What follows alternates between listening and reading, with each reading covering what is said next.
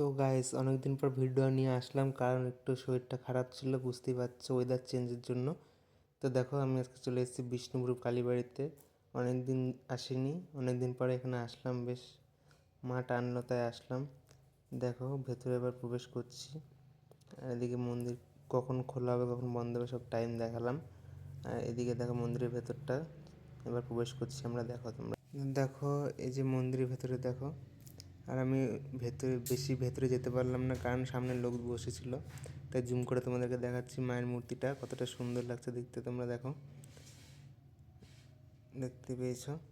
দেখো মন্দিরের এবার চারিপাশটা দেখো। এই মন্দিরে আসলে একটা আলাদা অনুভূতি, তোমরা আসতে পারো।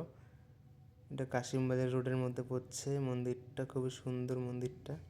আর দেখো চারিদিকে কত মূর্তি রয়েছে, মূর্তিগুলো কালার করেছে, আরও সুন্দর লাগছে দেখতে। আর যে এখানে বলি হয়, তো দেখো আর এখানে রয়েছে শিব মূর্তি, দেখতেই পাচ্ছ। তো দেখো আমি আর আমার বন্ধু মিলে চলে গেছি, তাই আমরা একটু গল্প করছি, তাই হাসাহাসি হচ্ছে। তো ঠিক আছে, তো দেখতেই পেয়েছো। তো আজকে আমাদের ভিডিও এইটুকুই, দেখা হচ্ছে নেক্সট ভিডিওতে। তো বাই বাই, সঙ্গে থেকে পাশে থাকো বন্ধুরা।